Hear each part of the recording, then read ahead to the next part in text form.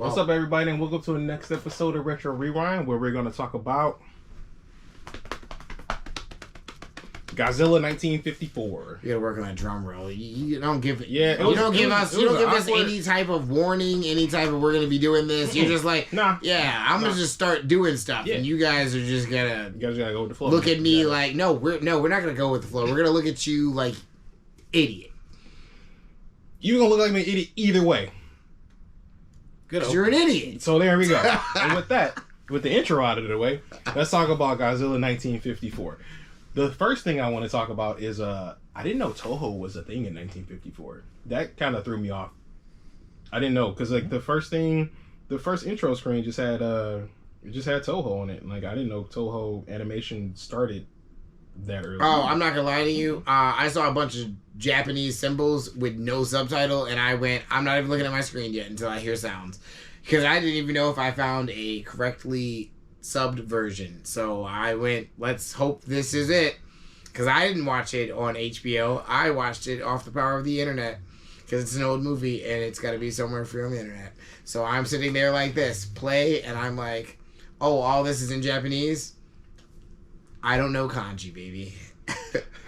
Skoshi wakarimasu. Alright.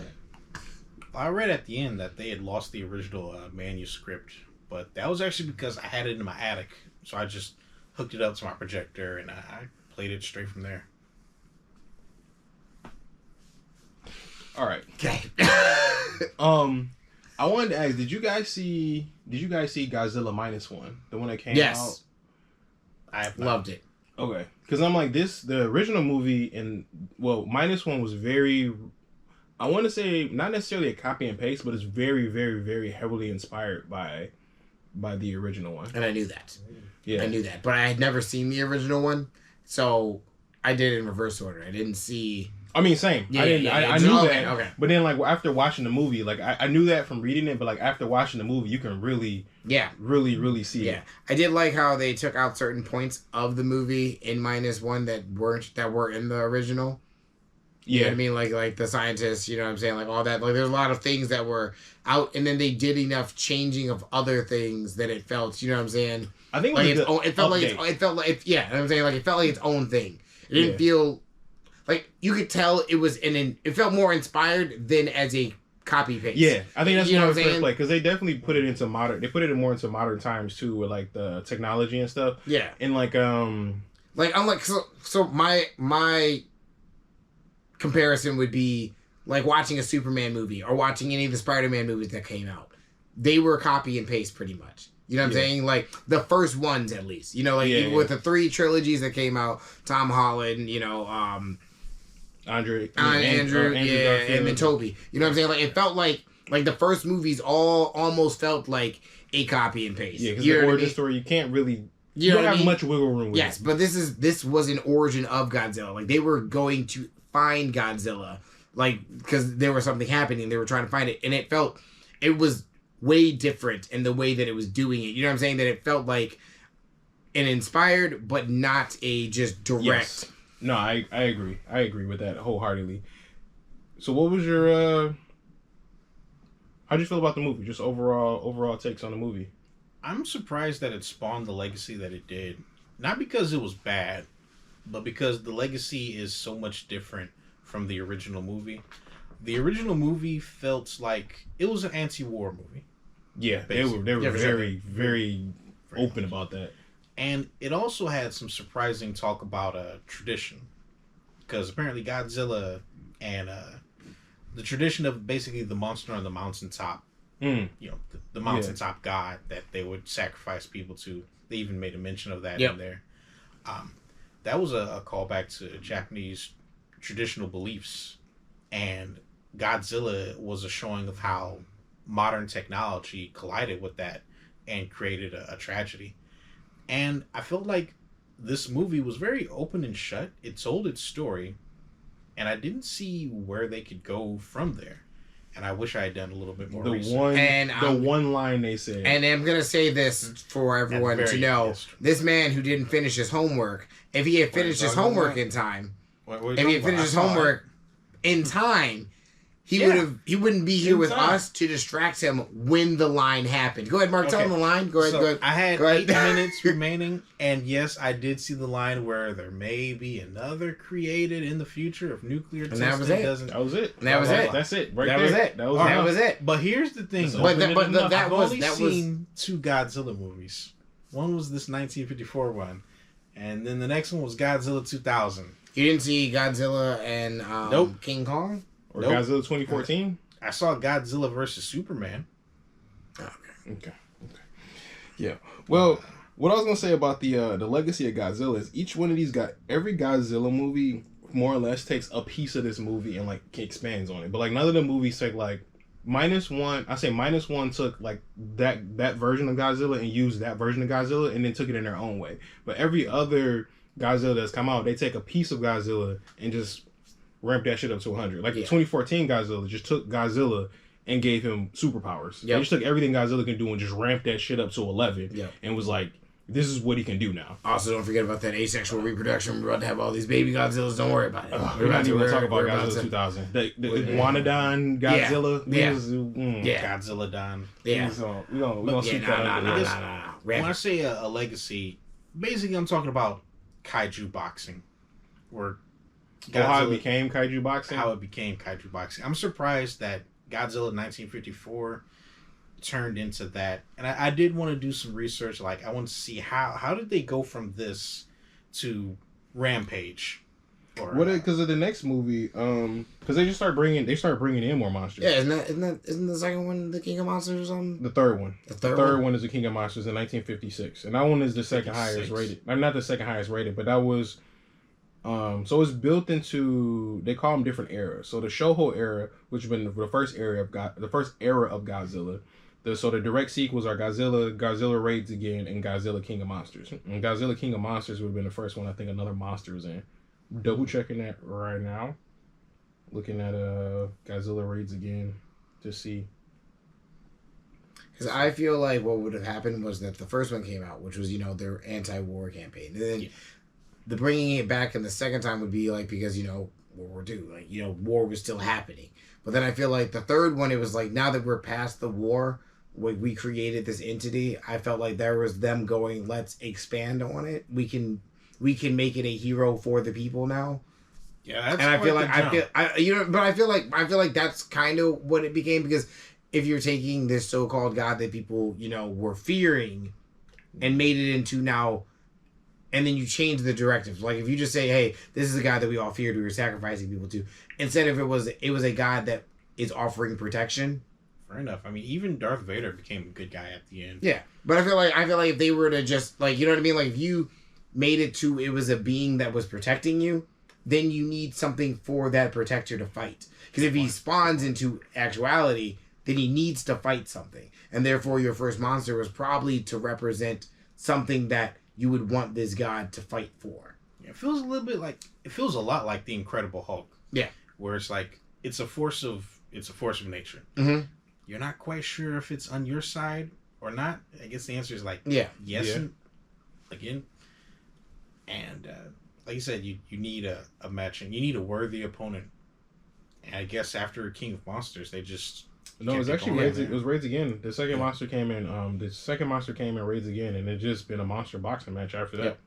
Okay. But it's probably what Chris said. Like after the first movie, it's like, all right, he did people. Like, what else can you have him do to actually make it entertaining? Yeah. Mm-hmm. So it also reminds me a lot of Freddy Krueger in Fear Street, where the first Freddy Krueger movie was very serious. Yeah. Serious-ish. He had a funny side, but he was terrifying. He was horrifying. Right. And then afterwards, it was... It kind of got out of the way. Yeah. It's kind of wacky. I was about to say, you put that as the Leprechaun movies, too. Don't forget about Leprechaun 4. We will. Back to Leprechauns in the Hood, boy. I think we're gonna forget about Leprechaun 4. Yeah, we'll take Leprechaun 4 and the Hogfather at the same time. We'll just put them in. But I'd like to... I'm going to scoop out the Hogfather. That's mine. You guys can trash it. That's fine. You keep that. That's for me. You keep that way over Hogfather versus Godzilla. One thing I like the most about this movie, one thing I tend to dislike about all the American Godzilla movies is the fact that like they came together and made things make sense, and it wasn't just all about the army or the Marines or whatever thing we needed to blow up Godzilla. Like, we spent time with the scientists, we spent time with like politicians, we spent time with like random people in the subway, running from it. But I mean, in the 1954 one, they're talking about not the American ones. Yeah, the American ones didn't do anything. They didn't do any of that, and like it gave you a more sense of like what's going on in the world going on instead of just like the army versus Godzilla. It was like Godzilla, like you said, Godzilla's a force of nature, and it's like, how do we deal with this as humans so that we can continue living? Yep. And like it being an anti-war piece was just more and more pushing that fact of like, why are we trying to do more war with Godzilla too, versus like, or just trying to find a way to like live with him? And like I really like the professor being like that one person, like, hey, you know, maybe we should study it, maybe we should figure it out. Yamane. Professor Yamane. Yeah, and then like then the juxtaposition of that, you got everyone like let's kill it. But it was a juxtaposing position, and I feel like in most of the American ones, you get that one person, but their voice is so small compared to like blow it up. Where in this one, his voice was smaller, but he was still a large part of the movie, and like him and his family was the driving force in the movie. That was another thing too. It was a family that was the driving force in the movie, and not just Soldier A. Soldier A doing soldier things, and he just happened to have the family. Like, this was a love story. Very character driven. Very character driven. It was how Godzilla affected these people's lives more so than it was about Godzilla just destroying things. And like the first time they saw Godzilla on that hill was terrible. I mean, it was goofy because he looked goofy. And I loved it. It was terrifying. But I loved it too because they were also giving it to you like they're building it up. It wasn't just like, bam, here's Godzilla. All right, we're going straight into it. They put the fear in you. They had days, weeks. You could tell that time was passing as people slowly started to figure out, like, when they had the whole argument about should we release this to the public, and then like the ladies in there yelling, you know what I'm saying? Like, she was like, no, we need to release this to the public. Obviously, we need to do, you know what I'm saying? Like, they had that whole thing, and then you see eventually they did publish it, and then everyone's on the subway talking about it, like, hey man, you know Godzilla's out there, blah blah. You know what I'm saying? Like, I couldn't see, like, that makes me think about what is it? The 2012 movie. 2012? Yeah. 2012. Yeah, 2012 movie. 2012. The movie. 2012, which came out in 2009, whatever. Anyways, basically think of that, about how all these things were happening, like, places were getting hotter, you know, earthquakes were happening more frequently, you know what I'm saying? But you're telling me that nobody else, after all that, because, like, they found out about 2012 being a thing in, like, 2008. Right. And then slowly until 2012, nobody else was figuring this out. Like they were showing you the time lapse. You know what I'm saying? Like 2010, he goes and he presents it. You know what I'm saying? Like then the next year, they're like, hey, yo, this is what's going on. Then 2012, it happens. And it's like none of the newspapers and or anything is covering all these disasters. And no one else in the world is figuring out that, you know what I'm saying? Like, if the surface of the Earth is getting so hot that it's going to cause these types of destruction, you're going to tell me that not one other geologist besides the ones working here have figured this out? And so instead, this movie went, hey, people are going to find out about Godzilla. Let's talk about Godzilla. Let's present it out to the people and then let that build up. Unlike, oh, well, you know, everyone's just going to die. Right, and I liked it too because they paired it with, like, because those people on the subway talking about, they paired it with, like, because that one dude was like, he's like, I don't want to run anymore. Yeah. He's like, I just ran from Nagasaki like a couple years ago. Yep. And that really put in perspective of like where that lady was coming from. She was like, we just had this Nagasaki happen a couple years ago. That was a recent event. Yeah, that was like a current, like, that was recent. Like people survived that, ran away from their homes because of that. And it's like, this lady's, when you see that part, you realize the lady's talking about, she's like, we just had a country shattering event happen, and we came together and we figured that out. And it's like, we have something else, and you're not even gonna let the people have a chance to try to help or try to figure it out. And I was like, it was just like those little details that gave those things, people. And those things like didn't happen in 2012 until the president's on the fucking news talking to the whole world. Like, yeah, so anyways, Yellowstone Mountain just blew up, and the dust clouds coming your way. Let's all say a prayer together. You're fucked. You're all dead. You're all dead. It's done. You know what I mean? Like, I like having that symbol of the world being a thing, because eventually in 2012 they go, well, we should start telling people and do extra stuff too, because the guy was the writer of the book, and in the book people did selfless things. And then eventually that's why they let more people onto the boat than, on their rafts and arcs and whatnot. It was mostly because of that. And I'm like, or you could give me this other version where I've already thought about this, and then all I can think to myself is, that's American politics compared to, and I just went, yes, that's my next point. It's time to get out of here. That was the next point I was gonna get to, because I was like, the way they sat down, they listened to each other, they had a little bit of argument, but they decided something to do, and that's like American politics is like, only thing we're gonna agree on is blowing it up. But I just like the fact also because like even in 2012 they had all the other countries that were part of it. You're gonna tell me that no one decided, none of you want to speak up? Okay. No. Okay. Maybe because it's 1954 Godzilla, and they're able to talk things out because America isn't such a threat to everyone else. Like in 2008, where America would be like, "You don't believe me? We'll wipe you out of the places there." I mean, they did wipe the guy off who was driving and ran the Louvre. So I mean, I guess you wouldn't mind wiping out whatever. I do also think the ending, right? I really like the theme of the ending, not just them giving the obvious anti-war The speech at the oxygen end, destroyer, but the concept that Godzilla was created because of a super weapon, and in order to solve it, they had to make an even worse super weapon. Yep. And that's actually like that was real really meta, terrifying. Yeah. But that was like with the science, like what Shinagawa. That's what he was saying the whole time, because he was like, I don't want this to work. He's like, I made it by accident. I don't really want to talk to nobody about this. I don't want to do nothing with this because this is terrible. I don't want this to exist. I did hate the acting when she first saw him. I thought something exploded.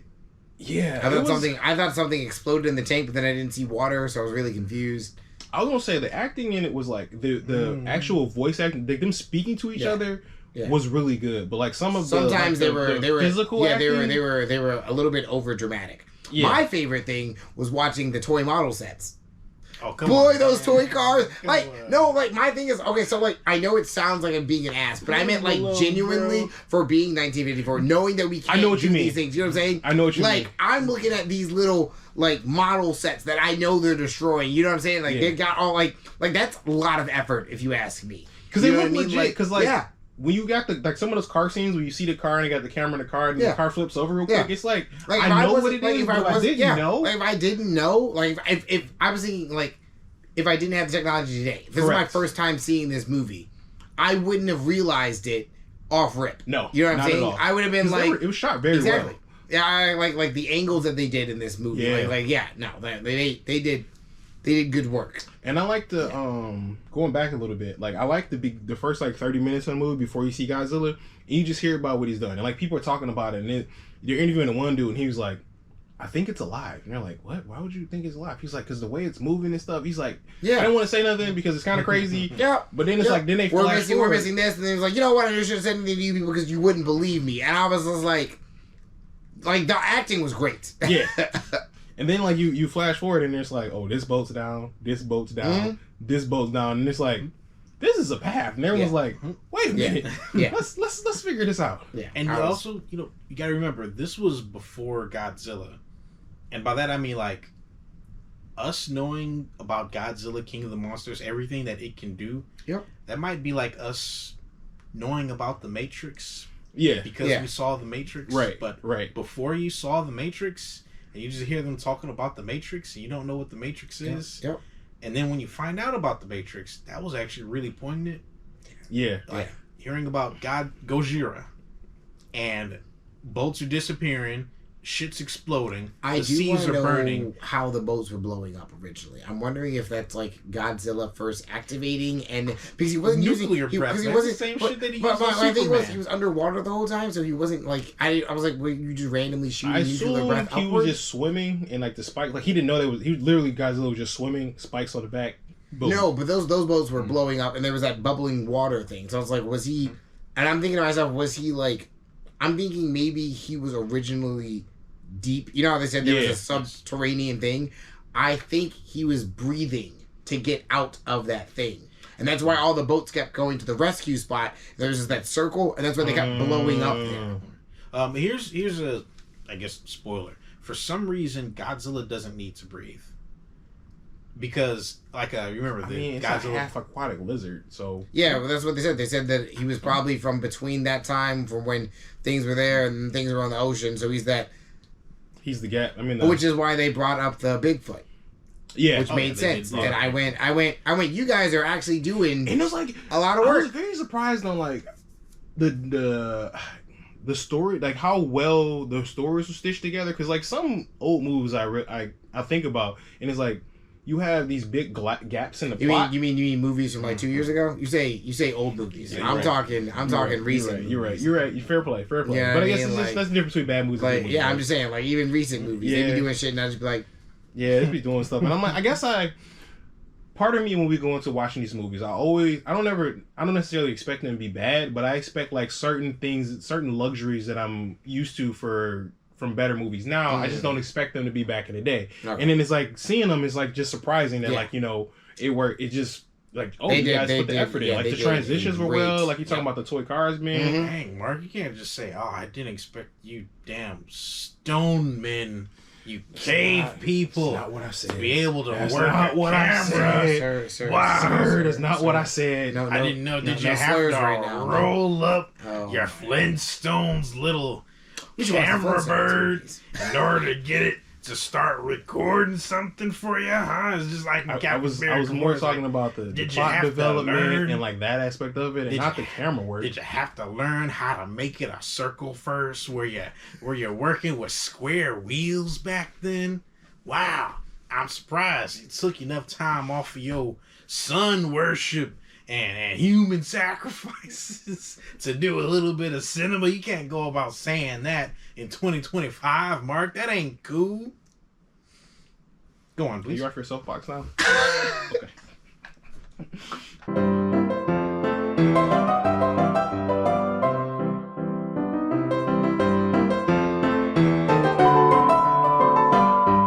Because you about to get right back on it too. Because I was like, another ignorance of mine though is like how prominent women were in the yeah, especially being 1954.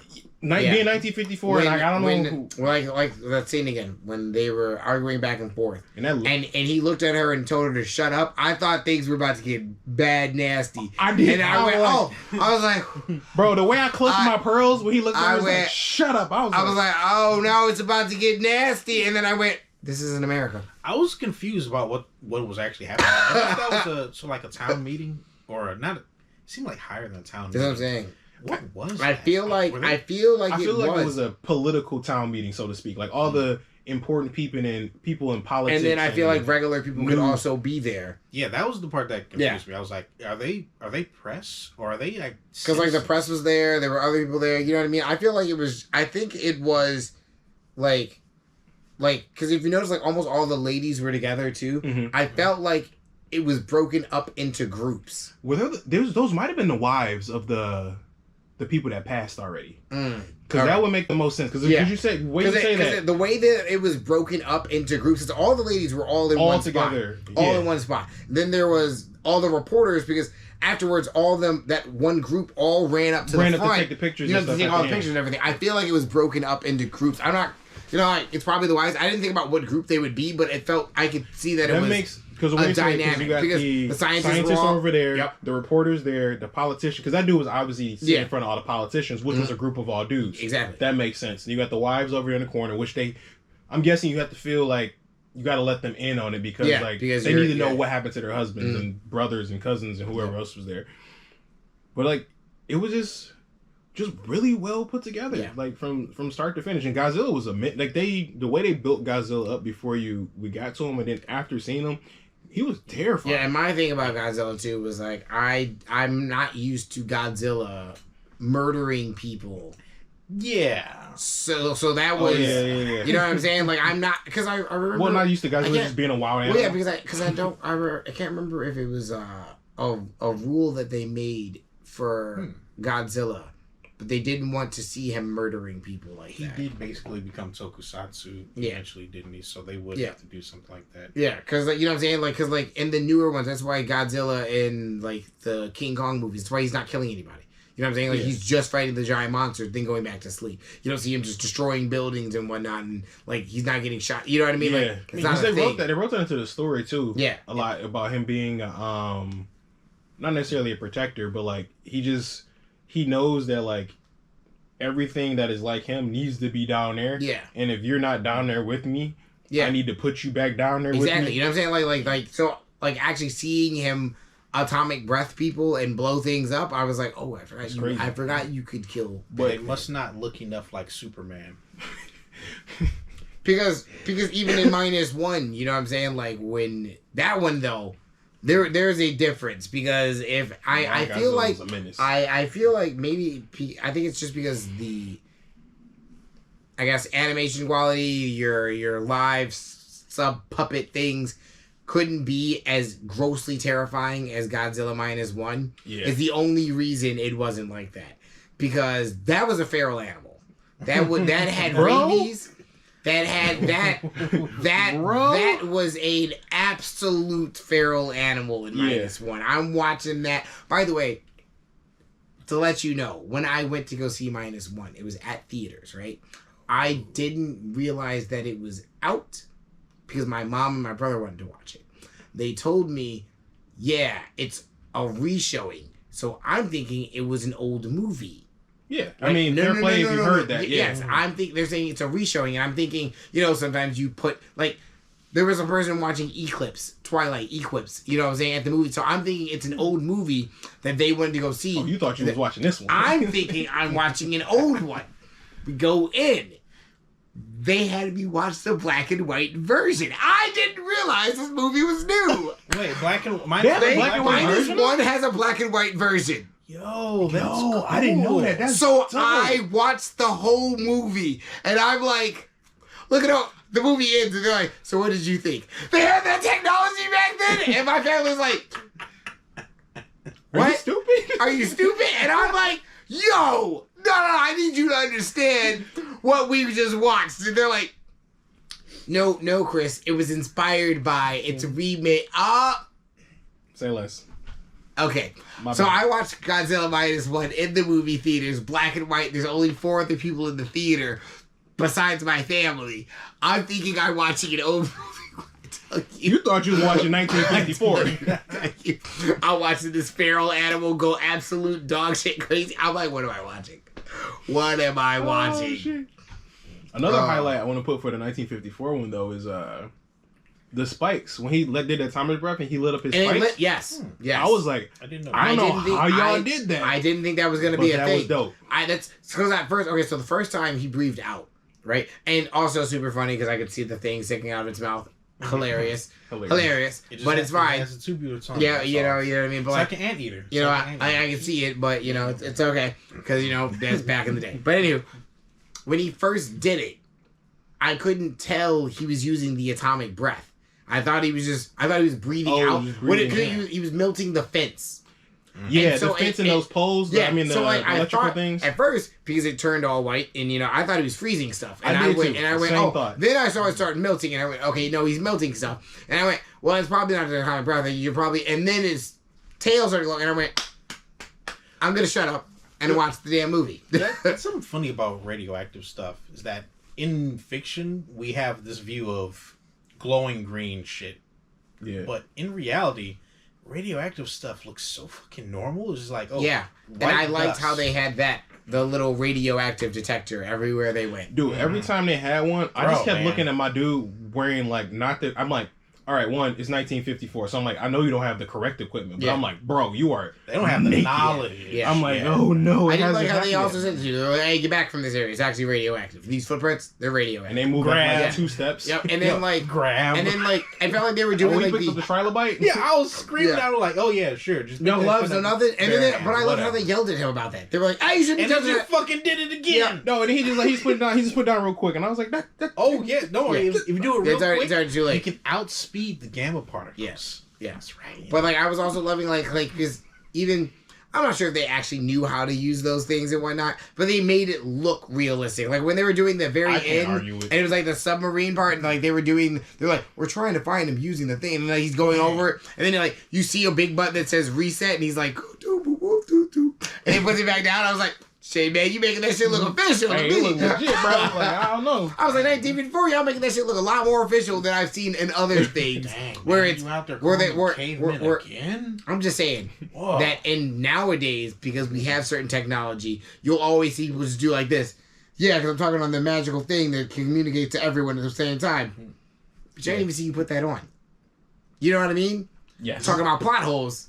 I don't remember people putting on, y'all, you see everybody with their little thing? Yeah. In the ear so everyone can talk to each other? Right? No? Yeah. No. Oh, but we suddenly, okay. But that's another thing I'm talking about, communication. The fact that, like, this Godzilla was so much more terrifying because, like, I was thinking, at real time I was thinking about it, like, information takes minutes, hours, days. Because when you think about Godzilla happened now, it's 50,000 people with a fucking phone that's going to live stream it and put it up. The world's going to know about it in a second. But it's like, they were waiting, like, minutes. They had to wait days for, like, ships to go out, find information to come back. And I'm like, ships to go out, they didn't come back. Out and not come back. I'm glad you were there with me. We're like, whoa, go back. What are you talking about? You're right. But We had that brings Driftwood me come back. to my next point. When that dude came back, and he was just, the dude came floating back, Maji? The dude that, Majima. He came back floating on the raft, and he got him up, and they just started shaking him. I just paused, and I was like, why did he do CPR? Then I looked it up. CPR wasn't invented until the 60s. Yep. So it just wasn't a thing. Yep. And I was just like... They just slapped his ass. Just slapped. Well, wake up. He just shook him. And I was just like... Oh, that just wasn't a thing yet. I was like, okay. I just didn't... You know, it's one of those things I never thought about. I never lived in a timeline that didn't have CPR. So, like, seeing something that just... CPR isn't a thing. It's just... Yeah, what is it? Crazy work. I think it's... Is it called The Pit? It's called The Pit. There's a medical show on it's on Hulu. I think it is The Pit. I think it's called The Pit. It is The Pit. They had like in one of their episodes, there's a guy who's a postman, and they were like trying to figure out what happened with his pacemaker, and they're trying to get it going and whatnot, and he's like looking at the medical equipment, and he's just saying stuff, and they're like, how do you know all these things if you're a postman? Because he's got early onset dementia, so he doesn't remember certain things. Like they were asking about, what did you eat today? He don't remember. But he's like, holding that bag too high. You obviously giving me that story. You know what I'm saying? Like, he's like just chatting off all those things. And then they're like, eventually his son gets there. And they're talking to their son. And he's like, did your dad ever do volunteer work before at a hospital? And he's like, no, my dad was one of the first people going out there before 911 was a thing. And was doing all the medical practices. He was there out there when they invented CPR. So they gave a shout out. Pre-911 is a crazy concept. Yeah, so like it was due to... So like I was literally... Like I wasn't watching it because I was literally watching this movie while I was hanging out with someone and they were watching that in the background. And I'm over there like, I gotta pause this movie because what are we talking about pre-911? And then they were like... It makes sense. So like... It does, but it's like, again, things you don't think about. So like what happened was like they would... Like people would end up... They were just going around finding things that were... And people that needed assistance. And so, like, that's what they were doing, and they would go out. Vigilante helping people? In a sense, like, so, like, but, like, the people that came up with CPR, the people that set up, like, the baseline for calling 911 to get help and all that, they were, like, they were a group of young African men. Great for, you know, one of the last days of February, by the way. And they were going around, and, like, they were taught by their doctors on how to do stuff. Like, the guy who invented CPR, apparently he died during COVID, to COVID. Like, just recently. That's crazy. Yeah. I mean, just to think of that, like, the dude that invented CPR was still alive. Because, I mean, it's just one of those things you assume has been existed for so long that it's like, why would you... Yeah. And then to hear that he died to COVID is what, like, that's you know wild. what I'm saying? Like... You like, helped so many people with your respiratory knowledge. Yeah, and then, like, that the respiratory thing, I'm like, gee, you know what I mean? Imagine the concept of karma, and let me finish. Just don't make any assumptions before I'm done. Imagine the concept of karma, where you get karma, you get good or bad karma depending on what you do and how you help people. Imagine inventing the concept of CPR and spreading that to about 8 billion people. How many lives do you think CPR has saved? And how much good karma would that get you? How many lives do you think CPR will save? Yeah. Going forward in human history. Future. That man saved more people than I think any person has saved besides whoever thought up farming. Yeah. Yeah. Okay. Right. So yeah, number 2 in history. I can give that man number 2 in history for maybe number 3 because Miss Nightingale, I think if we don't do surgeries in literal pigsties, they may live longer. She may have saved more people. So I got a bar. It says, in fact, the American Heart Association estimates that 100,000 to 200,000 lives of adults and children are saved by CPR each year. So lowball it, 100,000 a year since 1960. So yeah, it's like what's that, 30 million? Yeah, something insane. Yeah, insane. Yeah. So yeah, we it's a shame and a travesty that we're talking about this man and we don't even know his name. Because none of us has said his name. Well, so my thing was like, they said it. I'm terrible with names. You notice that every time you guys said a name for this movie alone, I did not chime in. I had to try. I'm just saying, I didn't chime in once, not once, because I don't do names. I do faces. Fair enough. So, so it was Dr. Peter Safar and Dr. James Elam, Elam. Not sure if I'm saying that right. Yeah. Yeah. We should have in a the early day for them. 60s, what did it say? In the early 60s, Dr. James Jude, an American surgeon, added chest compressions to the technique, creating the modern form of TCR. So Dr. James Jude is probably the guy that we're all referencing. We should have a day for those 3 people. That's just like CPR day, and that's just like a world. Just go around punching people in the chest. No, I mean, I was hoping that could be the day that people would refresh themselves on CPR, but that should be a holiday. 63 was finally endorsed by the American Heart Association. Yeah. So it started in the 50s with this Peter Safar guy. Then Dr. James Elam helped out, and then you get to James Jude, and that's the history of it. Yeah. Yeah. We went from Godzilla to that. That's pretty crazy. I mean, it was just a very interesting plot point because it just didn't. Just don't think about it. Like how modern medicine, like. Slap. I was thinking about they were slapping the. It's funny. We were talking about the modern technology with me talking about the toy cars, and you're like, "Do you forget about the modern medicine?" I'm just saying, man. It was one of those things that I don't know why, but I just hyper fixated on it. Like when he shook him, I was just like, why didn't he give CPR? And my brain just wouldn't let it go. And then when I Googled it, I was just like, oh shit. And then I just started thinking all these others, like, what else wasn't there? I liked how that CPR is so well known now. I mean, well known. It's like, it's a part of common sense. And that's a hell of a thing to be a person who can make anything that becomes common sense to humanity. Yeah. That's really cool. Heimlich maneuver, CPR. Common sense. They're choking. Do you know the Heimlich maneuver? Break a rib. Yeah. Did it right, you broke a rib. Just give him a hug from behind. Real hard. I mean, maybe whatever works. Whatever works. I mean, you over here talking about breaking her ribs, so. And why did it have to be her? You like break her ribs. Yeah. You sick. You nasty. What? I said break a rib. No, I said break a rib. I did. I said break a rib. Run tape back. Oh yeah, that one sounded like break her rib. I still said break a rib. You see what I'm saying? You see what I'm saying? I can't understand. You see what I'm saying? I feel like that's your fault. Gaslighting at its finest. Whoa. First of all, I make money. This is an electric powered stove. Ain't no gas here. Talking about you saying you are electrically lit. Poor people. You are electrically lit. I'm doing it again. Yeah, you are. Get back on your soapbox. Yeah. This is electrically lit. Just like this room. So, final thoughts. Final thoughts. I give this movie a 10 out of 10. Like, I appreciate like everything that spawned from this. Godzilla, the love of kaijus, because I'm a big Power Rangers fan and other giant monster things. And Kaiju number 8, I mean, that's 100 years later, but like, it is. And it was like, I really love the simplicity of the story, and it was the complexities and the simplicity. Because I'm like, it really was just about a monster getting up and blowing shit up, and they killed the monster. But like how they wove everything together, from like the love story they had, and like the scientist to the professor to everything, and how it wove together. It was just like a nicely put together movie that didn't. You said, it had a beginning, middle, and end. It was open and shut. Like it did. It came what it did. It came what it came. It did what it came to do. It did it well. And then it dipped out. It did what it You did. didn't, you didn't do what it did. well. What you were trying I to did say. not say You it did well. not at all. At all. That was Nah. Yeah, it did what it do. It did what it did. You don't call that what it did well.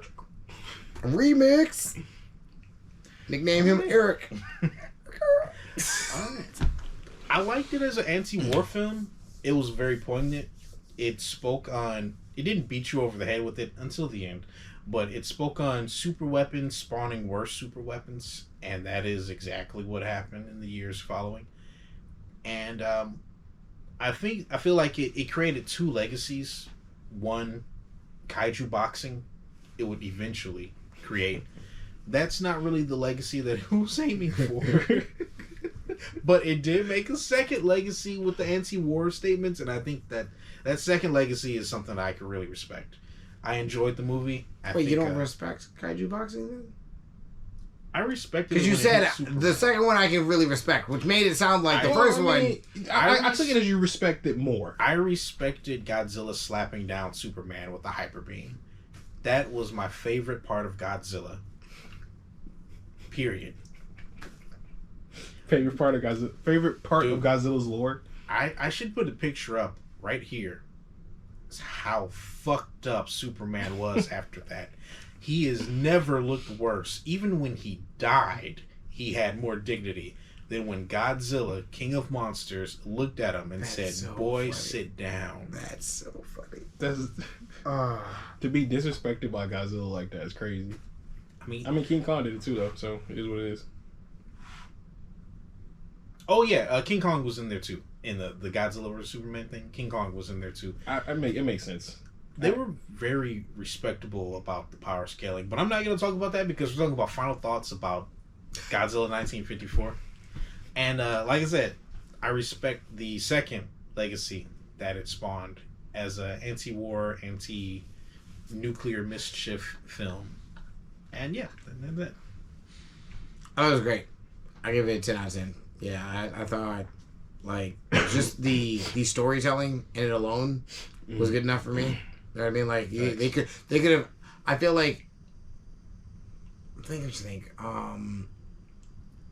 I feel like for me it made the more common for the modern, like when they're trying to solve something, movies. Like, you know what I'm saying? Like that I felt that most movies like could have taken or should be taking more inspiration for how they solved this. You know what I mean? Yeah. Like from the politics of going over it. You know, everyone's talking, you know, and then not just giving me my main characters, but giving me a feel of how the world is being affected by said event.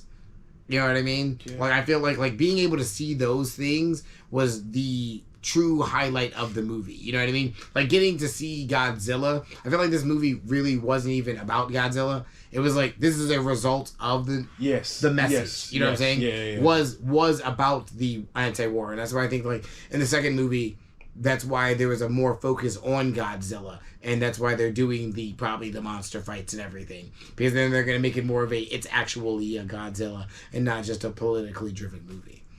So... fair play. I mean, it makes sense. Yeah. But I think top notch. Yeah. If you have not watched this movie, please give it a try. And if you're a Godzilla fan, I know you've seen this movie a million times already because it's goated. Yeah. Like, you should tell more other people to watch this. Take the pilgrimage. Yeah, like it definitely worth to watch. Yeah. I mean, you guys got ideas of what we should do next? I don't know, movies like that. Me either. We should do a genre because I mean. Well, this kind of spawned off the last one. We kind of a little bit salty on, but I mean, Chris wanted to do a comedy. We can try to look into a comedy that's actually funny this time. All right, look, man. It's not your fault. I know it's not your fault. I was told to watch this, so I needed other people to watch it with me, and then we know that person just I didn't trust them to begin with, but it's fine. Isn't that how curses in horror movies spread? Yeah, you watched the movie. You know what? I'm gonna summon a demon on you. Barney is a friend from our imagination. No, Barney. He's a demon. I mean, all the children get in a circle. You sing and chant. Yeah. So Barney is a demon, and they summon Barney and friends, all of his demon friends. Well, what I'm saying is like, why are we episode? Oh, you're right. You're right. He's a demon though. I'm not wrong. Stay perfect, chat. Stay warm in your pillow. No, me. I'm next. Right. You can wait. I'll summon a demon on you too. Get him. Mr. Let's go in the order all the time. Why are we messing up the order? He didn't go in order. I'm hungry. I was gonna send his other friend, but I couldn't remember the name, and I was like, get him BJ, and I was like, whoa, wait a second. Wait, what? Maybe best stay warm, pillow stay cold. BJ, it's the other dinosaur.